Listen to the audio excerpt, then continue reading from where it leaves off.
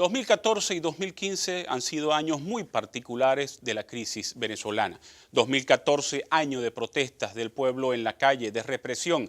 Año 2015, año de incertidumbre electoral, porque solamente fue a mediados de año cuando el Consejo Nacional Electoral fijó la fecha de las elecciones parlamentarias. Sobre este tema y muchos otros dedicados a la política nos hemos preocupado y ocupado en retos de la sociedad venezolana para que usted puede entender qué es lo que está ocurriendo en esta intensa dinámica política venezolana.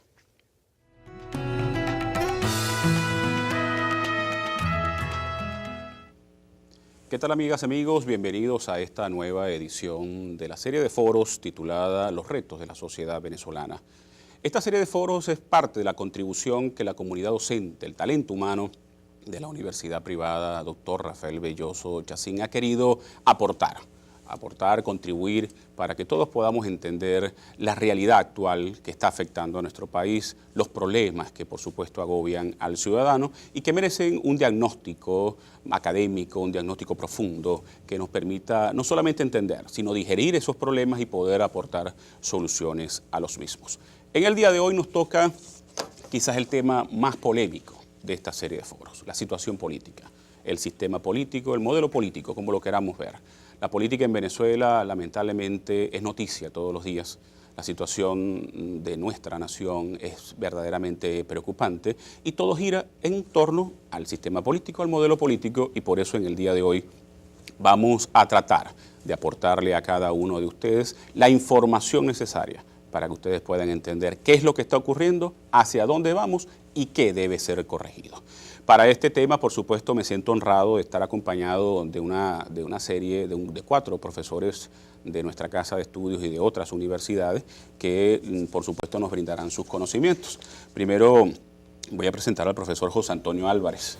Es abogado, egresado de la Universidad del Zulia, tiene una especialización en el Instituto Internacional de Administración Pública de París y tiene estudios doctorales también en la Universidad de París.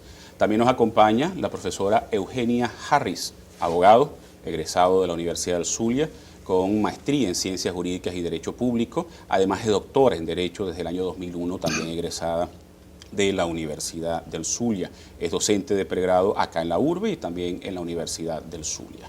También está con nosotros Marina Lucía Sánchez de Soto, abogada, doctora en Derecho Internacional, egresada de la Universidad del Zulia, docente de pregrado aquí en la Universidad Privada Dr. Rafael Belloso Chacín y docente jubilada de la Universidad del Zulia. Y finalmente también nos acompaña Marco Tulio Rivera, abogado, egresado de la Universidad del Zulia, con maestría en Derecho Mercantil de la Universidad Rafael Belloso Chacín y es docente de pregrado de esta casa de estudio. Con ellos vamos a conversar, repito, sobre la situación política del país y algunos elementos de esa situación política que pareciera que son la base fundamental que nos permitiría desarrollar un análisis sobre lo que está ocurriendo y a partir de allí aportar esas soluciones, que es lo importante en medio de esta coyuntura donde todo el mundo hace diagnóstico y todo el mundo critica. Pero lo importante también es aportar soluciones. La gente quiere escuchar propuestas, ideas que le permitan concretar esas soluciones. Vamos a comenzar con el profesor José Antonio Álvarez. Yo le quiero comenzar el intercambio con usted con una pregunta como ciudadano, no como periodista, no como docente universitario. ¿Hay Estado de Derecho en Venezuela, profesor? El apelativo Estado de Derecho lo escuchamos con mucha frecuencia en los medios, en el ambiente cultural y político del país.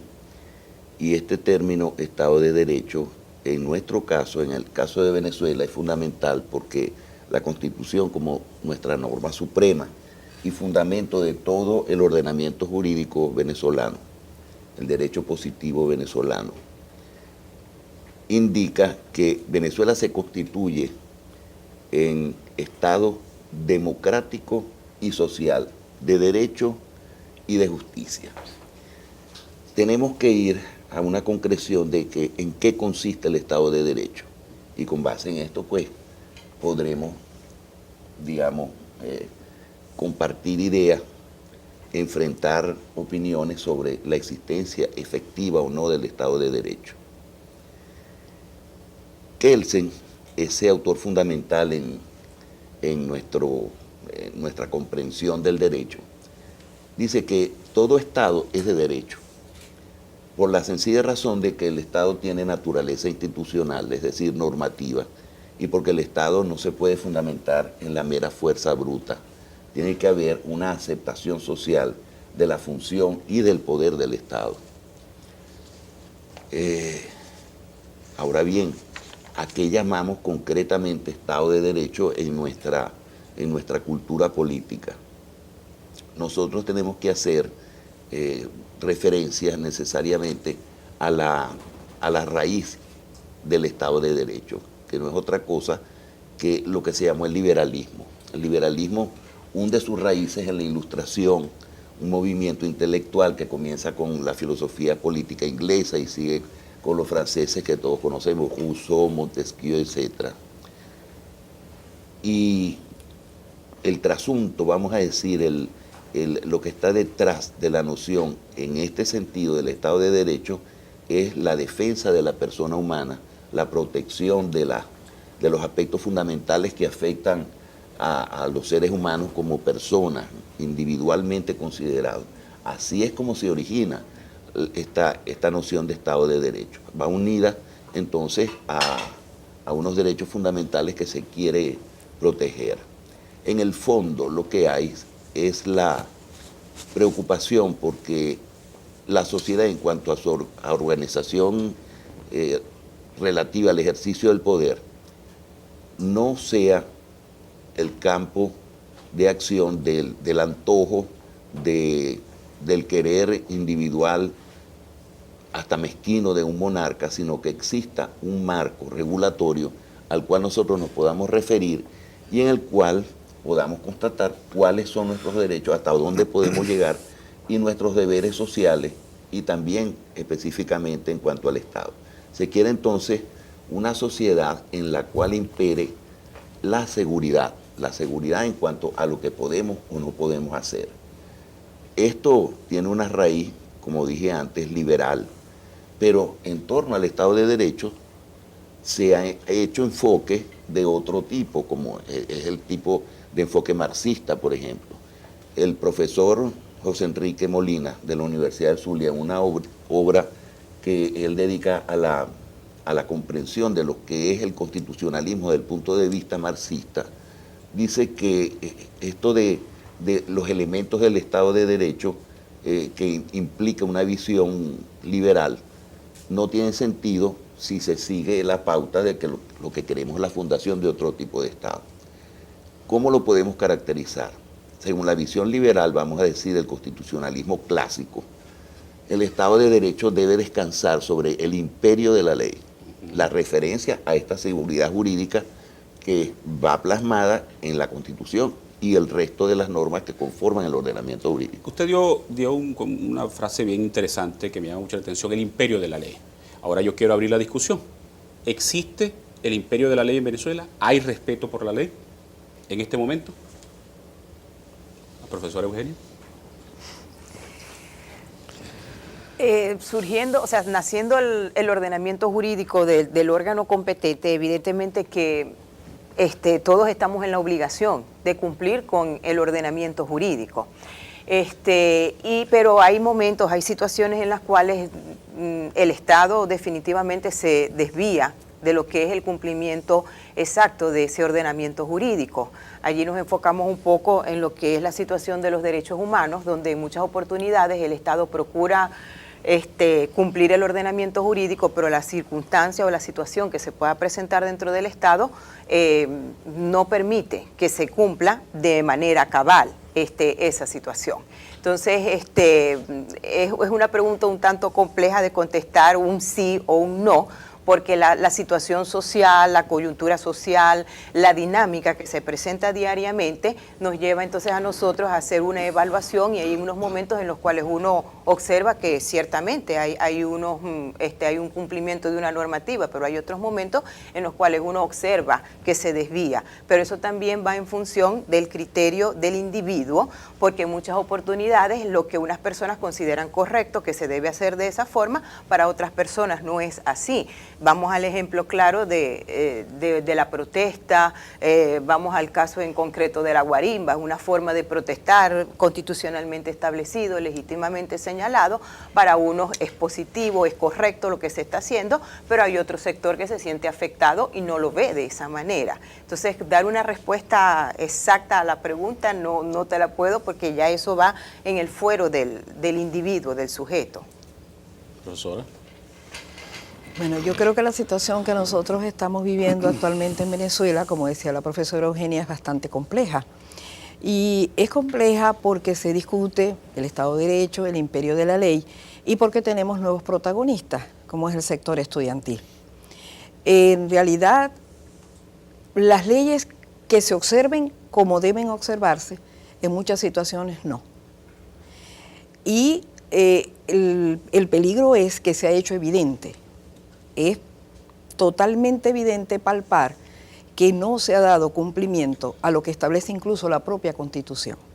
Y eso es lo grave de esta situación. Esto es lo que ha despertado en Venezuela una intolerancia que no era característica de nuestro pueblo. Nuestro pueblo no era intolerante, pero en aras de que siempre se defiende y se basa la posición en la defensa de la Constitución, cuando se observa que esa Constitución, lo que establece la Carta Magna, no es precisamente lo que se está aplicando, es cuando surge esta rebeldía, una rebeldía que ha llegado a penetrar al sector estudiantil. Y yo creo que esto es importante, independientemente de que se hayan asumido posturas que no son correctas, pero es un despertar. Yo considero que eso era necesario. El estudiante no solamente debe ser receptor, debe ser actor, y en este momento lo es. ¿Qué es lo importante? Conducir ese potencial que tenemos. Eso es lo que yo considero que ha sido lo más importante en esta coyuntura que estamos viviendo. Se ha planteado si hay o no el respeto a las leyes, si hay o no el respeto a la Constitución. Y hay un sector que quizás no contaban que iba a erigirse como protagonista, como es el sector estudiantil. Y yo creo que eso es importante tomarlo en cuenta. Marco, partiendo de las reflexiones de los profesores, entiendo, yo soy lego en la materia, entiendo de que en Venezuela existe Estado de Derecho nominalmente, pero hay graves dificultades a nivel de la práctica. De hecho, para mí como ciudadano, la falta o las dudas que puedan existir en torno a la existencia o no del Estado de Derecho me permite perder confianza en las instituciones. Hay una pérdida de la credibilidad, de la confianza del ciudadano hacia las instituciones que deben velar por este Estado de Derecho. Para contestar tu pregunta, a mí me gustaría complementar algo que decía el profesor José Antonio con respecto a los elementos del Estado de Derecho, que nos va a conducir a tener como mayor claridad y poder responder a las preguntas que tú has hecho. Por ejemplo, un elemento del Estado de Derecho es el pluralismo de los partidos políticos, la pluralidad de partidos políticos. Otro elemento del Estado de Derecho es la separación de poderes, aunado con el que el profesor ya mencionó, como es el imperio de la ley. Y si analizamos cada uno de estos elementos individualmente hablando y lo cotejamos con la realidad venezolana, yo me atrevería a pensar que de un tiempo para acá, ¿verdad?, hay falencias en la concreción de esos elementos. Hemos observado cómo hay una concentración de poder. En mi criterio hay una concentración de poder. Hay nominalmente una pluralidad de partidos, pero desde aquellas personas que ejercen el poder hoy en día, hay una consecución a la unificación o a la creación de un solo partido, estigmatizando inclusive aquellos partidos que ideológicamente son contrarios a la que profesa, si se puede decir así, el partido oficial. Y con respecto al imperio de la ley, me suscribo a lo que decía la doctora Eugenia Harris, que es bastante inconsistente, es muy dinámica, ¿verdad? Saber a ciencia cierta cuándo en realidad se están cumpliendo las normas relativas a los derechos humanos y cuándo no, porque todo parece indicar, como también lo dijo el profesor José Antonio Álvarez, del modelo de quienes hoy ejercen posiciones de responsabilidad. Particularmente yo creo que es nominal, está en la letra de las normas, está en la letra de la Constitución. No ha habido una praxis, no ha habido ni siquiera un pragmatismo con respecto a eso. Sí es nominal. Bueno, hemos llegado a una conclusión interesante en torno a si existe o no el Estado de Derecho en la práctica. En la teoría existe, pero en la práctica, por supuesto, hay muchas dudas. Vamos a un pequeño corte y ya regresamos con un aspecto importante del Estado de Derecho, el respeto de los derechos humanos en Venezuela. Ya venimos. Regresamos con esta temática del día de hoy de los foros, realidades, retos de la sociedad venezolana. Y en el segmento anterior conversábamos en torno a la existencia nominal del Estado de Derecho y, por supuesto, si en la práctica de verdad existía. Fuera del programa, off the record, el profesor José Antonio Álvarez hacía una acotación bien interesante, introdujo un elemento bien importante que debemos explicarle al ciudadano. Profesor. Estamos enfocando el Estado de Derecho como una forma de imperio de la ley, en aras de la seguridad en la que quiere vivir la sociedad. Si no hay justicia, no hay paz social. ¿Cómo se garantiza ese imperio de la ley? Se garantiza mediante lo que en doctrina se denomina la separación de los poderes, su actuación autónoma, de forma, no es que cada uno realice una tarea por aparte, eso es un aspecto, una especialización de funciones, pero la más importante es que unas ramas del poder público controlen a las otras, de manera que el Estado se vea en la necesidad, como conjunto, de respetar la ley. Y ese respeto de la ley tenemos que referirlo en concreto a lo que denominamos los derechos humanos, son derechos fundamentales. Se dijo ya en esta conversación que es necesario un pluralismo político.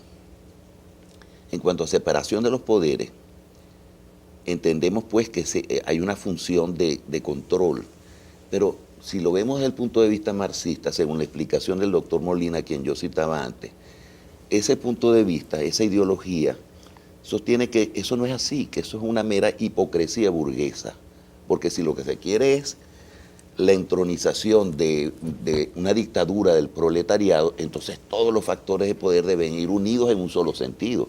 ¿Y dónde está el control allí? Es correcto. Y tiene que haber un control porque tiene que estar referido a eso que llamamos los derechos humanos como derechos fundamentales. Están contemplados en lo posible en la Constitución, pero la Constitución misma prevé en su artículo 22 que hay que respetar aún aquellos no contemplados en la Constitución expresamente ni en instrumentos internacionales, pero que son inherentes a la persona. En estos tiempos el tema del respeto a los derechos humanos ha sido muy tocado. ¿Existe el respeto a los derechos humanos en Venezuela en la actualidad, profesor Eugenia? A mi criterio no se están respetando plenamente, porque partimos del criterio del profesor José Antonio, lo que venimos conversando sobre lo que es el Estado de Derecho, ubicándonos en la tesis liberalista, que es por donde nosotros hemos tenido nuestra formación. Evidentemente que la separación entre las ramas del poder público no se da de manera abierta. Aquí todo va apuntando hacia la concentración del poder en una sola de las ramas del poder público, y eso está conllevando a dificultar el respeto de los derechos humanos. Nosotros, por ejemplo, somos ciudadanos que participamos en procesos electorales, escogemos, está la pluralidad política, escogemos los representantes que nosotros consideramos a través del ejercicio del sufragio. Pero ¿qué ocurre? Se presentan ciertos procedimientos donde de un día para otro te destituyen a un alcalde, donde te destituyen a un diputado. Que tengan razón o no tengan razón en destituirlo, no lo vamos a discutir acá. Acá lo que se va a discutir es el procedimiento que se sigue para realizar esas remociones. No se está cumpliendo con lo que está establecido dentro del texto constitucional. Entonces allí se nos está violando un derecho, que es el derecho a la participación política que tenemos nosotros como ciudadanos. Nosotros escogimos representantes y están pasando por encima de la elección que nosotros realizamos. Nos están desconociendo la decisión que nosotros tomamos nombrando a unas determinadas personas como representantes. Entonces, a mi criterio, yo no puedo afirmar que aquí se estén cumpliendo los derechos humanos. De hecho, si nosotros nos ponemos a revisar lo que son los derechos humanos como tal, los derechos humanos son unas garantías que se nos reconocen a nosotros como individuos. Por el simple hecho de existir, nosotros poseemos un conjunto de derechos que el ordenamiento jurídico los positiviza, porque ellos tienen sus antecedentes en el derecho natural. Ellos quedan positivizados en el ordenamiento jurídico. Cuando el ordenamiento jurídico te los establece, allí hay una norma que te permite a ti determinar, este es mi derecho, cómo lo puedo ejercer, de qué manera lo voy a hacer efectivo. Cuando tú observas que el Estado, que es el único violador de los derechos humanos, porque el Estado es quien viola los derechos humanos, no son los particulares. Cuando el Estado te desconoce ese derecho que está establecido en el ordenamiento jurídico, cuando no se cumple con lo que está establecido en la norma jurídica, simple y llanamente a ti se te está conculcando tu derecho. Y viene una situación muy importante, que al violentarse un derecho humano, hay uno de los aspectos característicos de ellos es la integralidad. Los derechos humanos son integrales, ellos están entrelazados. Cuando a ti te violan un derecho, automáticamente te están violentando de manera indirecta otro conjunto de derechos, aun cuando no sea la finalidad, no sea el fin específico que se está persiguiendo, se está realizando. Y vamos a un ejemplo claro. Suponte a una persona que no se le reconozca su derecho a la nacionalidad. Vamos a ese caso. Al no reconocerle el derecho a la nacionalidad, esa persona es una persona apátrida. Ojo, apátrida es una persona que no tiene nacionalidad, que no tiene patria. No esa definición que se le quiere dar acá en el país. A esa persona, al no tener nacionalidad, no tiene una vinculación jurídica con el Estado y es una persona carente de cualquier derecho. No tiene derecho al sufragio activo, pasivo, no se puede insertar en el sistema laboral, no puede tener acceso al sistema de salud y toda una gama de aspectos que se le desconocen a ese sujeto. Entonces, fíjate cómo se da un efecto de desconocimiento de lo que es la persona, y la integralidad es fundamental porque, te insisto, o sea, la violación de un derecho inmediatamente te fractura a los demás. Profesor Marcos Rivera, para que el ciudadano pueda defender sus derechos, tiene que conocerlos. En Venezuela, ¿usted cree que existe un conocimiento óptimo de los derechos de cada ciudadano? No. En Venezuela yo creo que el ciudadano, yo me atrevería a decir que el ciudadano inclusive está en desconocimiento de la normativa, desde la Constitución hasta todas sus leyes. Y quienes ejercen funciones de gobierno, y no estamos hablando aquí de las altas esferas de gobierno, estoy hablando específicamente hasta de un oficial de policía que al detener a una persona, ¿verdad?, ni siquiera le está diciendo por qué lo detiene y cuáles son sus derechos, ¿verdad?, cuando es detenido, valga la redundancia. Entonces yo creo que las personas aquí no están en conocimiento de cuáles son sus derechos. Y ha habido, y esto sí es, ha sido como especie de algo viral en Latinoamérica, ¿no?, que los estados y los gobiernos específicamente no han creado esa cultura del conocimiento de los derechos humanos en los ciudadanos. Y al no crearse la cultura desde las esferas del gobierno hacia la sociedad tampoco se interesa por tener un mayor conocimiento de los derechos humanos, de los derechos de los cuales ellos son titulares. Tal vez quedaría un espacio abierto para el conocimiento de esos derechos humanos, que son las instituciones de educación, desde, vamos a decirlo así, primaria, secundaria, bachillerato, la universidad,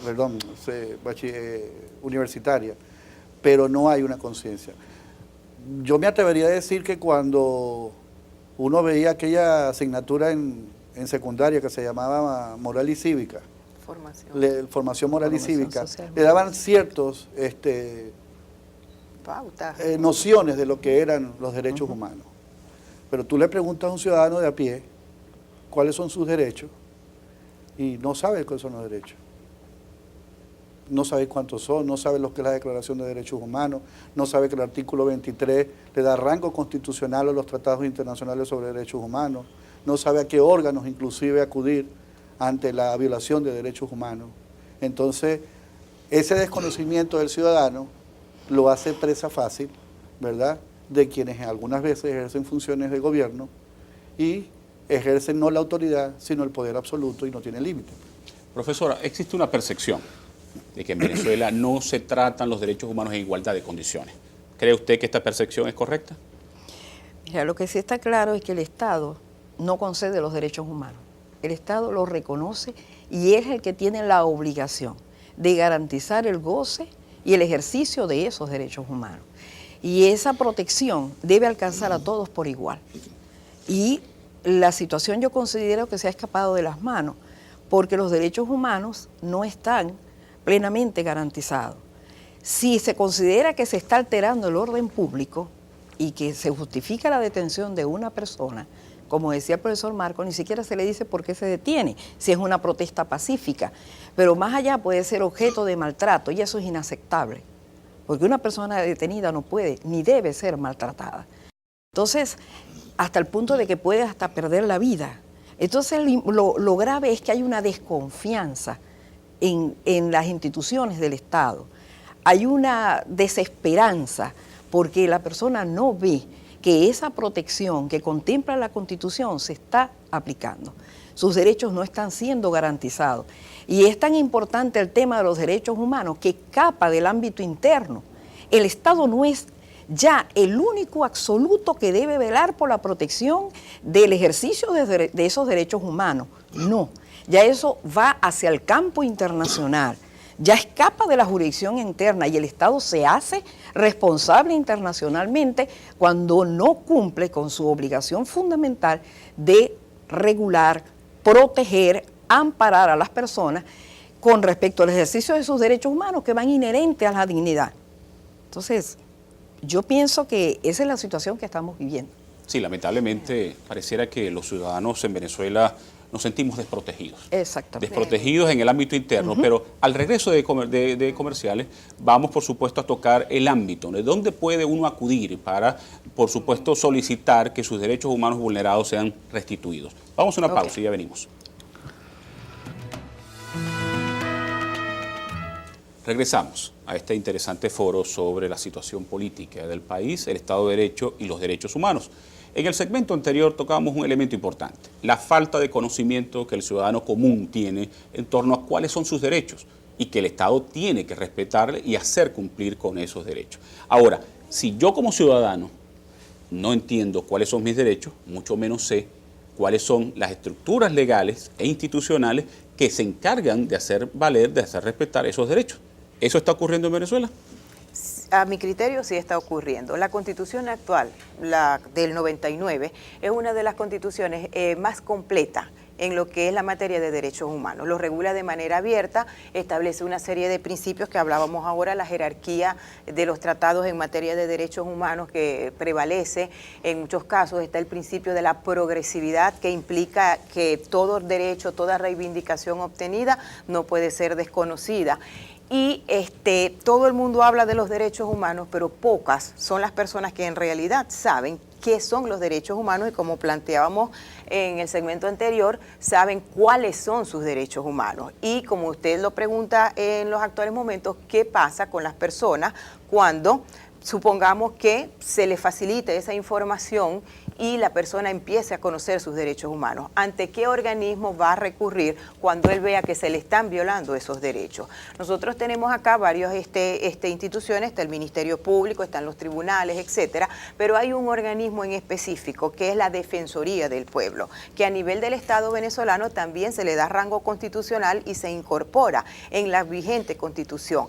Pero esta Defensoría del Pueblo, que tiene sus antecedentes en la figura del Ombudsman, que es una figura que viene de Europa, esta es una institución que debe velar porque se les respeten los derechos a los ciudadanos y actúa como defensor, como garante de esos derechos. Entonces nosotros como ciudadanos podemos recurrir ante ese organismo para que él nos ayude a que sean respetados esos derechos. Pero en el Estado venezolano la figura del defensor del pueblo en realidad no ha sido lo suficientemente publicitado o no ha tenido la suficiente fortaleza, presencia para hacer valer esos derechos humanos. Y se presenta entonces la situación que en muchos momentos los ciudadanos cumplen todas las fases que pueden cumplir dentro del Estado venezolano para hacer válidos sus derechos, y lo que le quedan son las instancias internacionales. Existe una gama de documentos, de declaraciones, de tratados,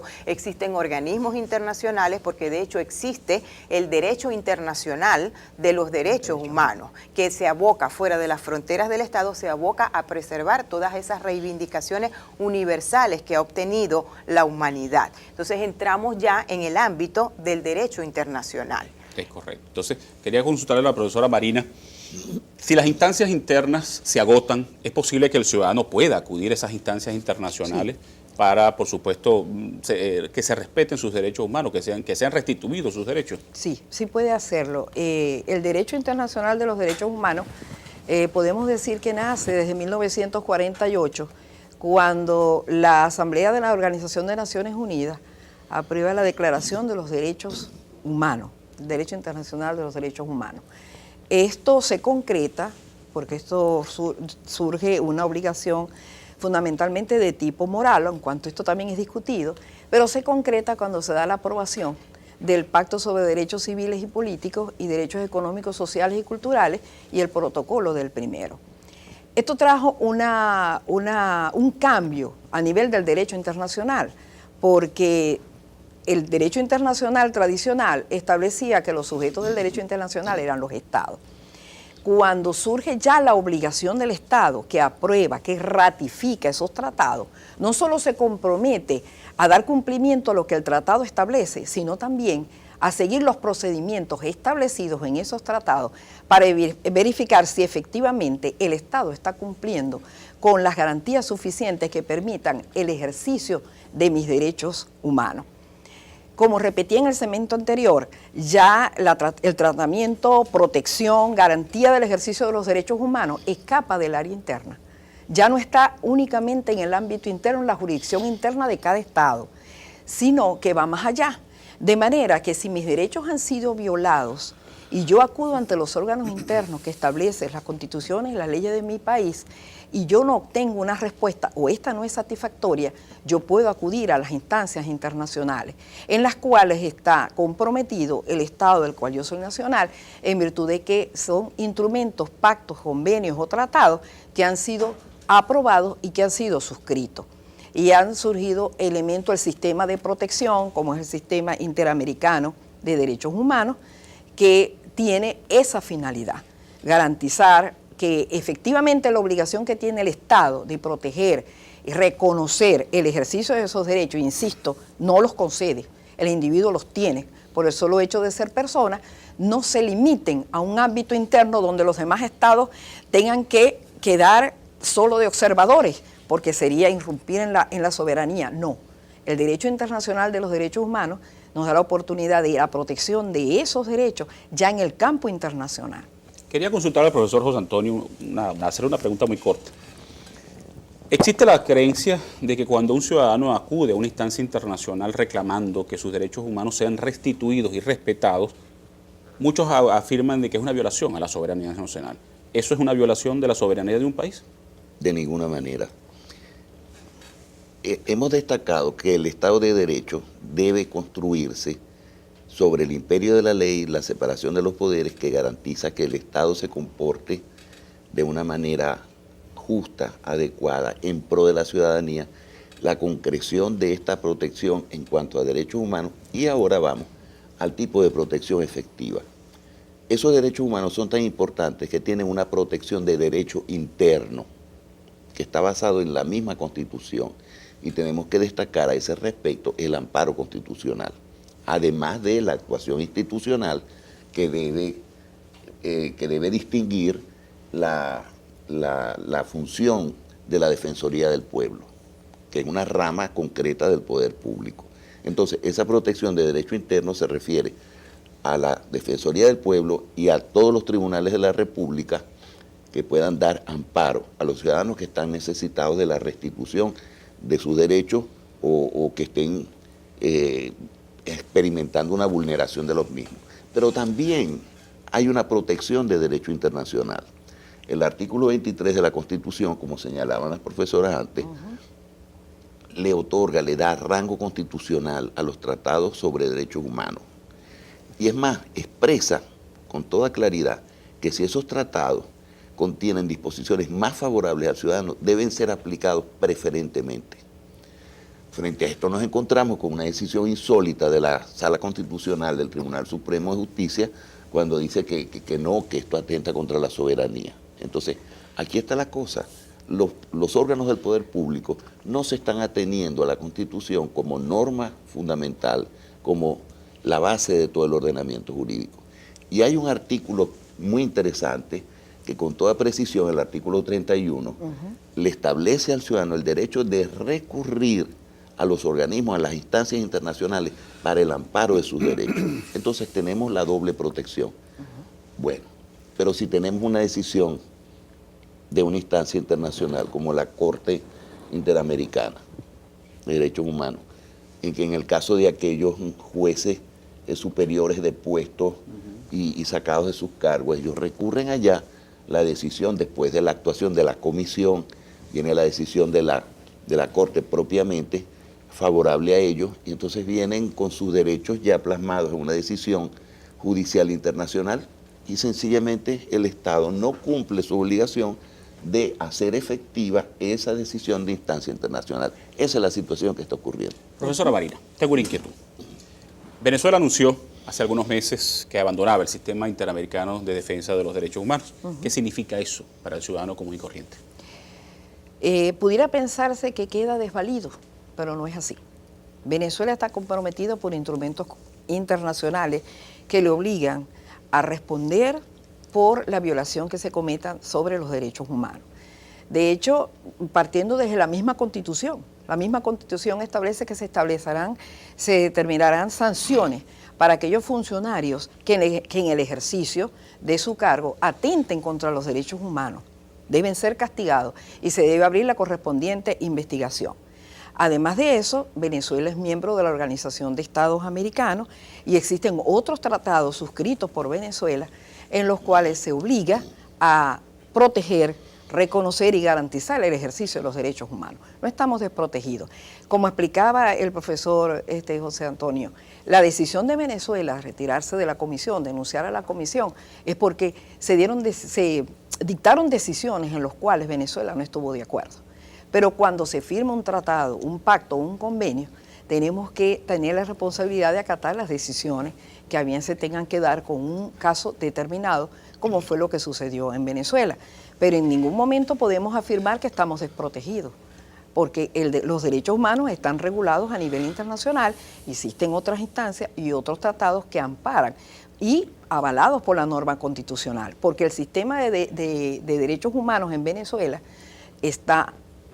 descansa tanto en las normas internas contempladas en la Constitución y leyes de la República, como también en los tratados internacionales que Venezuela sean vinculantes por haberlos aprobado y por haberlos suscrito.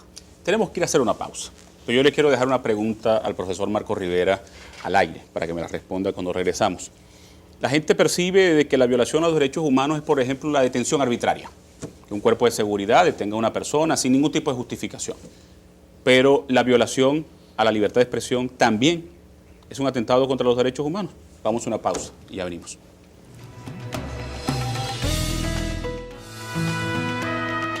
Regresamos en esta ya etapa casi que final de este foro sobre la situación política del país. Antes de ir a la pausa, yo introducía el elemento de la libertad de expresión. Internacionalmente, como comunicador, entiendo que uno de los derechos más delicados que existe es el derecho a la libertad de expresión, porque por supuesto eso mide los niveles de democracia que puedan existir en un país. La libertad de expresión, Marcos, es un derecho humano importante para el ciudadano. Explícale al ciudadano en qué consiste. Bueno, la libertad de expresión, primero que nada, está establecida en la Convención Americana sobre Derechos Humanos, denominada Pacto de San José de 1969. Retomando un poco lo que hablaban los profesores anteriormente, ciertamente Venezuela denunció, se hizo efectiva su denuncia el 12 de septiembre del año pasado. Acordémonos que en el año 2011 en vísperas del 1 de mayo, se hizo el anuncio de la denuncia de Venezuela a la Convención Americana sobre Derechos Humanos, con ocasión de una actuación que hizo la Comisión Interamericana con respecto a unos sucesos ocasionados en la planta, en Caracas. El artículo 13 de la Convención, y permito leerlo, establece muy claramente que toda persona tiene derecho a la libertad de pensamiento y a la libertad de expresión. Este derecho comprende la libertad de buscar, recibir y difundir informaciones e ideas de toda índole. Sin consideración de fronteras, ya sea oralmente, por escrito o en forma impresa o artística, o por cualquier otro procedimiento de su elección. 2. El ejercicio del derecho previsto en el inciso precedente, es decir, la libertad de expresión, el derecho a la libertad de expresión, no puede estar sujeto, y hago énfasis en este sentido, a previa censura, sino a responsabilidades ulteriores. ¿Qué quiere decir esto? Que si la persona que a través de los medios, cualquier medio de comunicación, inclúyase las redes sociales hoy en día, ofende, ¿verdad?, comete delitos de injuria, por ejemplo, contra una otra persona, esta es responsable, pero se le tiene que determinar su responsabilidad, pero puede, ¿verdad?, ejercer ese derecho plenamente. Entonces, contestando a tu pregunta, obviamente que hay tratados internacionales, como el que acabo de mencionar, la Convención Americana sobre Derechos Humanos, que en su artículo 13 prevé esa libertad de expresión. Mucha gente piensa que desde que Venezuela se hizo efectivo la denuncia, está desprovisto, ¿verdad?, de algún instrumento internacional, de algún acuerdo internacional. Cabe destacar, ¿verdad?, como lo dijo la profesora Marina, que el hecho que Venezuela se haya retirado, por decirlo de alguna manera, de la convención, no significa que nosotros ciudadanos estemos carentes de instrumentos, ni tampoco tengamos órganos a los cuales acudir desde el punto de vista internacional. Cito, por ejemplo, la carta, aquí está, la Declaración de Principios sobre la Libertad de Expresión, adoptada por la Comisión Interamericana de Derechos Humanos en su 108º periodo ordinario de sesiones, y tiene fecha de el 20 de octubre del año 2000. Venezuela todavía era parte de esa convención. Quiere decir esto, pues, que aun cuando Venezuela no sea parte de esa convención, tal como lo señaló el profesor José Antonio, por el principio pro homini, establecido en el artículo 23, donde el constituyente estableció que los tratados internacionales tienen rango constitucional y que si sus normas son aún más favorables que las establecidas en nuestro ordenamiento jurídico, son de obligatorio acatamiento por parte de los poderes públicos, entiéndase bien, por parte de los poderes públicos, y aquí estamos incluyendo los 5 poderes que están establecidos en la Constitución: el poder ejecutivo, el poder judicial, el poder electoral, el poder ciudadano y el poder legislativo.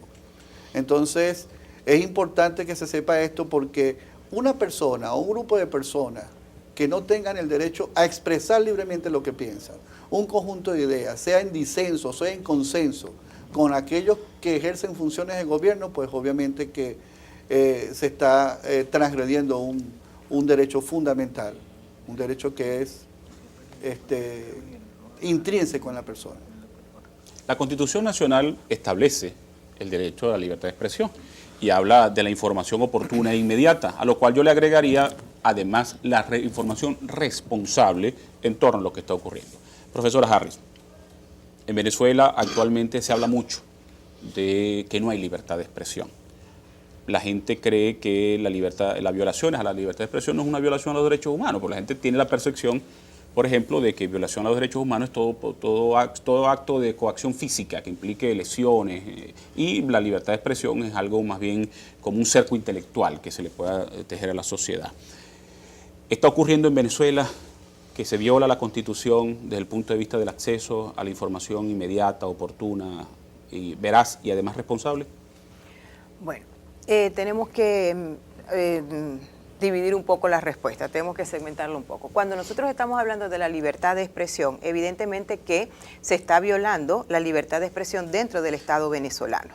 Pero nosotros no lo podemos tampoco afirmar de una manera así tajante, porque si tú te pones a analizar lo que es la libertad de expresión, tú me estás hablando de una responsabilidad, se habla también, el artículo de la Constitución señala que la información debe ser oportuna, veraz. Entonces, evidentemente que la información se está dando, la información está surgiendo, ya sea de manera oficial, de manera extraoficial a través de las redes sociales, pero la información está ocurriendo. Lo que pasa es que hay momentos en los cuales el Estado te quiere manipular esa información que se está señalando cuando te dice que él quiere determinar cuándo es la oportunidad de dar la información y él es el que va a determinar si esa información ciertamente es veraz o no. Entonces el Estado quiere como colocar en una camisa de fuerza la información que se está señalando. Entonces evidentemente el comunicador social puede ser responsable al momento de emitir la información. Pero se presenta también la situación de la autocensura. En muchas oportunidades, ante la veracidad y la autenticidad como se interpreta de parte de un sector, entonces el informante, el medio de comunicación en este caso, muchas veces se restringe en dar esa información.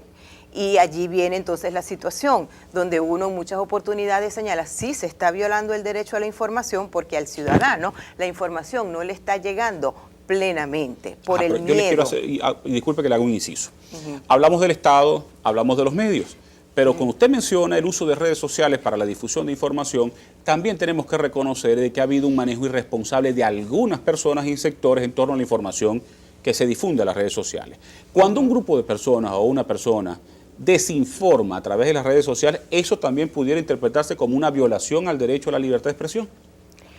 La persona está expresando su opinión, que lo está haciendo de manera irresponsable, se está desviando, pero la persona lo está manifestando. Como es un particular, a mi criterio, la persona como tal no lo está haciendo. Ella está manifestando, haciendo uso de un derecho, pero que está violentando una normativa porque no está informando correctamente y se pueden ejercer acciones legales de manera particular contra esa persona por la alarma o la desinformación que pueda, o la conmoción que pueda producir en la colectividad. ¿Ustedes creen, vamos a ver, quién quiere, dejo la libertad de quien ese quiera es mi punto de la vista, pregunta. ¿no? ¿Creen que ha habido un manejo responsable de la información por parte del ciudadano en esta coyuntura tan particular que tenemos más de 50 días viviendo en Venezuela? El profesor José Antonio, pregunto. Si sirve como respuesta, yo voy a hacer el comentario de que últimamente yo voy a la televisión española, a la televisión colombiana y obtengo información sobre mi país. Porque aquí los medios de información, por autocensura, por falta hasta de material como el papel, no está siendo la portadora de la información. La información en todas las vertientes señaladas por mis compañeros aquí va también unida a la libertad de manifestación. Manifestación pacífica, por supuesto, sin armas, pero va junto con la libertad de expresión. Son derechos que van muy unidos el uno con la otra. Ahora, si es verdad que esa desinformación es una distorsión del derecho a la expresión. La información es sumamente importante en el aspecto político de un país, porque autores como Rodrigo Borja, ecuatoriano, dice que la democracia requiere de 3 condiciones sine qua non. Y esas condiciones son la libertad en sus diferentes formas, la igualdad de unos ciudadanos con otros en el trato, en lo que tienen derecho a recibir por parte del Estado, y la cultura política. ¿Cómo vamos a tener cultura política? Formación, vamos a decir, cultural del ciudadano, que si no tenemos una información efectiva en los términos que tú mismo dijiste. Interesante acotación la del profesor, porque la libertad de expresión no solamente tiene que ser la oportunidad que tenga uno de manifestarse a través de los medios de comunicación, sino la oportunidad y la validez que tenga el derecho del ciudadano de estar en la calle, de hacer protesta pacífica para reclamar sus derechos. Vamos a una última pausa y al regreso vamos a continuar con las conclusiones, ya para finalizar el programa, con las conclusiones finales que ustedes tienen sobre estos temas que hemos tocado. Ya regresamos. Retornamos a esta ya parte final de este foro interesantísimo por demás sobre la situación política en Venezuela, el Estado de Derecho y por supuesto el respeto a los derechos humanos. Vamos entonces a las conclusiones, al resumen final que tiene cada uno de estos distinguidos participantes. Profesor Rivera. Bueno, más que conclusiones yo haría una propuesta en tal caso, ¿no? Debido al corto, que me parece que es un corto tiempo el que empleamos aquí en el análisis del aspecto político y específicamente el de derechos humanos, yo considero que sería sano, le haríamos un gran favor a la democracia, un gran favor al país, el que este tipo de actividades, a través de todos los medios audiovisuales, a través de jornadas, a través del concurso que nosotros tengamos como docentes universitarios, con nuestros propios alumnos, tengamos una participación extramuro de la universidad, de tal manera de llevar un conocimiento a la sociedad de lo que son los derechos humanos, pero ya no desde el punto de vista, vamos a decirlo así, técnico, ¿verdad? Para que la sociedad siempre sepa a ciencia cierta a qué órganos acudir, cuándo están delante de una violación de un derecho, ¿verdad?, de los cuales ellos son titulares. Y creo que ese tipo de conocimientos que nosotros podamos impartir en la sociedad los convierten a cada uno de ellos individualmente en ser los garantes mismos y coadyuvan al Estado para que el Estado se comporte como la verdadera garantía establecida, como está establecida en la Constitución. Entonces yo creo que sería sano que haya esa cultura del conocimiento de los derechos humanos en cada uno de los rincones de nuestra sociedad civil. Yo quería agregar, antes de llegar a la conclusión final, de que uno de los instrumentos fundamentales que garantizan la preservación y el fortalecimiento de la democracia es la Carta Interamericana. Para finalizar el segmento anterior, esta carta señala en el artículo 4 que uno de los componentes fundamentales para el ejercicio de la democracia es la libertad de expresión y la libertad de prensa.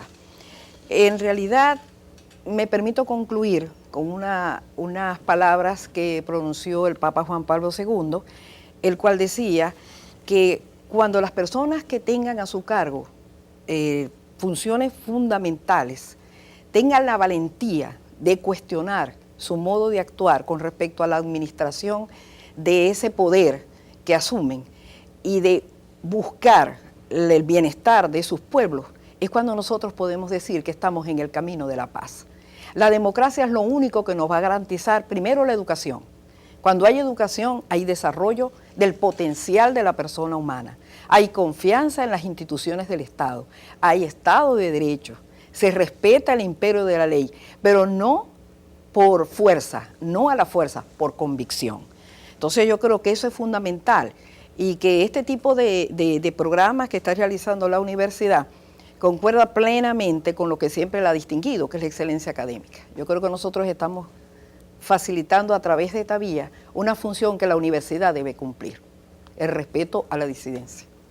Profesora Harris. Bueno, siguiendo con lo que está planteando la profesora Marina, la universidad siempre ha ido orientada hacia la excelencia y yo considero que los derechos humanos, luego de todo lo que nosotros hemos conversado acá, vemos que es una situación bastante compleja dentro del Estado y los derechos humanos se tienen que interpretar de una manera amplia, no se pueden restringir, ellos se tienen que interpretar de manera amplia para poder preservar la dignidad del individuo, la dignidad humana de cada ser.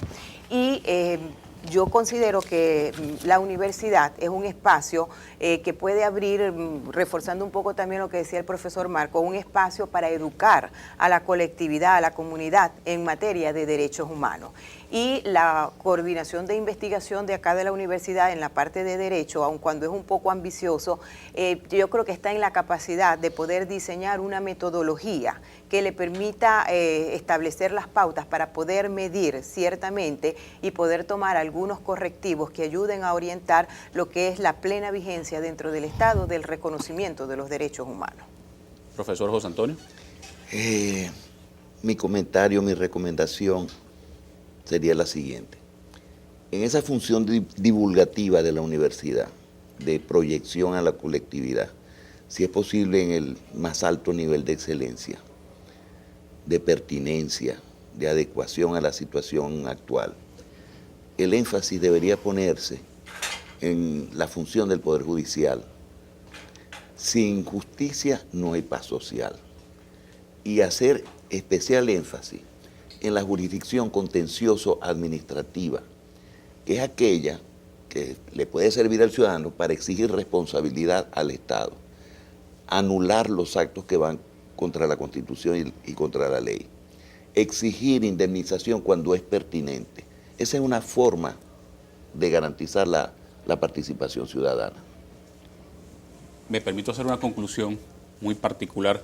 Creo que hoy hemos tocado temas bien interesantes que deben ser entendidos en su cabal dimensión por todas las personas que puedan presenciar, puedan ver estos programas especiales elaborados por la comunidad docente, el talento humano de la Universidad Rafael Belloso Chacín.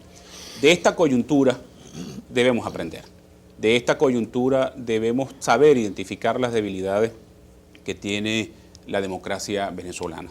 ¿Por qué saberlas identificar? Porque nos tocará a todos nosotros aportar nuestro pequeño grano de arena para resolverlos a futuro y que finalmente podamos construir la Venezuela de esperanza y futuro que todos queremos, para todos los estudiantes, nosotros los profesionales y todo el público en general. Muchísimas gracias a todos por su participar y me permito hablar en nombre de toda la comunidad docente de la Universidad Rafael Belloso Chacín. Muchísimas gracias por su sintonía y esperando que todo lo comentado acá les permita entender lo que está ocurriendo en la realidad venezolana. Gracias. En nuestro primer año de actividades en retos de la sociedad venezolana hemos tratado de darle todos los elementos para que usted pueda entender la crisis política venezolana. Los próximos meses serán decisivos. El 6 de diciembre marcará el presente y el futuro del país y usted debe participar en esa decisión importante y trascendente para todos los venezolanos.